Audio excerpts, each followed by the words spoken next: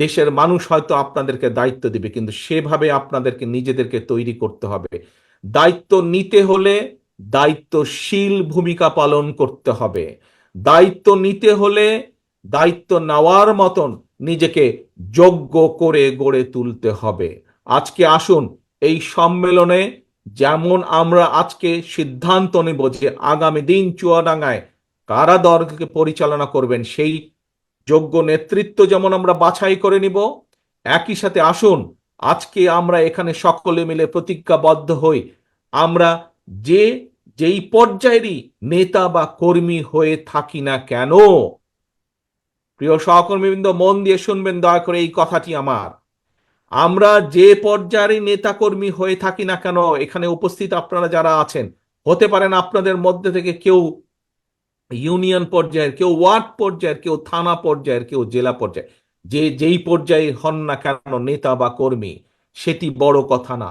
সবচাইতে বড় কথা হচ্ছে আপনি একজন বিএনপির কর্মী, আপনি একজন শহীদ জিয়া খালেদা জিয়ার সৈনিক, এবং সে কারণেই আপনাকে দায়িত্বশীল ভূমিকা পালন করতে হবে। আপনাকে দায়িত্বশীল হতে হবে। আপনাকে বুঝতে হবে আপনার কাছে আপনার এলাকার মানুষের প্রত্যাশা কি, তারা কি চায় আপনি কিভাবে কথা বলেন, তারা কি চায় আপনি কিভাবে চলেন, তারা কি চায় আপনি কি ভূমিকা রাখেন, তাদের সেই প্রত্যাশা আপনাকে পূরণ করতে হবে। এই দায়িত্বশীল ভূমিকা আপনাকে পালন করতে হবে। যদি এই দায়িত্বশীলতার ভূমিকা একজন নয় আপনারা সকলে পালন করতে সক্ষম হন, তাহলেই একমাত্র বাংলাদেশের মানুষ আপনাদের হাতে দায়িত্ব দিবে। আদারওয়াইজ আপনাদের হাতে কিন্তু দায়িত্ব দিবার জন্য তারা দুইবার চিন্তা করবে।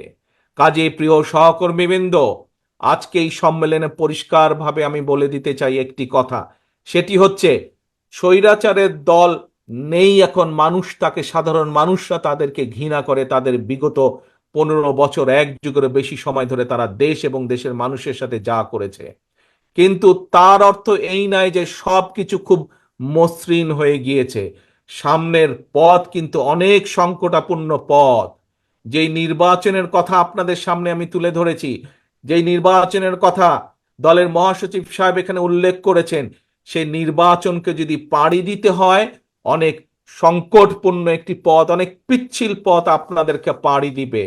সহকর্মীবৃন্দ, আজকের এই সম্মেলন যেরকম ডিসিপ্লিন ভাবে, খুব শৃঙ্খলাবদ্ধ ভাবে আপনারা এই সম্মেলনের প্রথম পর্ব শেষ করলেন, আমি দৃঢ়ভাবে বিশ্বাস করি ইনশাল্লাহ গুরুত্বপূর্ণ যেই পদ দ্বিতীয় পর্ব, সেটিও আপনারা এই শৃঙ্খলার মতন করে, এইটাতে যেভাবে শৃঙ্খলাভাবে করছেন সেটিও সক্ষম হবেন।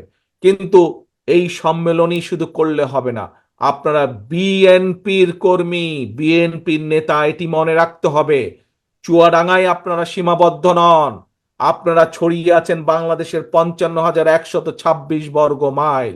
এই দেশের 20 কোটি মানুষ আপনাদের দিকে তাকিয়ে আছে। আপনাকে বুঝতে হবে আপনার এই কাঁধের উপরে কত বড় দায়িত্ব আছে, এটি আপনাকে অনুধাবন করতে হবে। এটি আপনাকে বুঝতে হবে যে কত বড় দায়িত্ব আছে। আপনি শহীদ জিয়ার কর্মী, খালেদা জিয়ার সৈনিক আপনি। কাজী আপনাকে সেই অনুধাবন থেকে বুঝতে হবে যে কি দায়িত্ব, কি আচরণ করা উচিত এবং কি করা উচিত না। এটি বুঝতে সক্ষম হলে দেশের মানুষ সানন্দে আপনাদেরকে দায়িত্ব প্রদান করবে।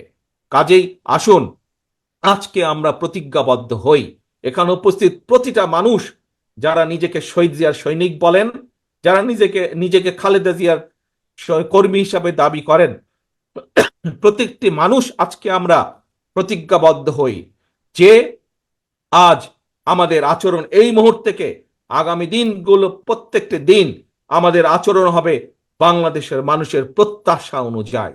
আমাদের আচরণ হবে আমরা যাতে 31 দফা যেটি জাতির সামনে হাজির করেছি, সেই 31 দফা আমরা পূরণ করার জন্য যা যা করা উচিত আমাদের, আমরা সেই মোতাবেক নিজেদেরকে তৈরি করব। এই হোক আমাদের প্রত্যাশা, এই হোক আমাদের প্রতিজ্ঞা আজ। পরিশেষে আমি এই সম্মেলনের সফলতা কামনা করে এবং একই সাথে এই সম্মেলন আয়োজনকে সফল করার জন্য, এই অনুষ্ঠানকে সফল করার জন্য আজকের যে আহ্বায়ক কমিটি অত্যন্ত পরিশ্রম করেছেন, এই সকল ব্যবস্থা যারা আয়োজন করেছেন তাদের সকলকে আন্তরিক ধন্যবাদ জানিয়ে আমি আমার বক্তব্য শেষ করছি। পরিশেষে আবারও একটি কথা, প্রিয় সহকর্মীবৃন্দ, প্রিয় বিএনপির ভাই ও বোনেরা, আপনাদেরকে অনুধাবন করতে হবে, আপনারা বিএনপির কর্মী, আপনাদের কাঁধে আপনাদের কাঁধে দেশের মানুষ কি গুরুত্বপূর্ণ দায়িত্ব দিয়েছে এটি আপনাদেরকে অনুধাবন করতে হবে। পরিশেষে এই অনুধাবন করার আহ্বান রাখিয়ে আমার বক্তব্য শেষ করছি। আল্লাহ হাফেজ। বাংলাদেশ জিন্দাবাদ। বাংলাদেশ জাতীয়তাবাদী দল জিন্দাবাদ।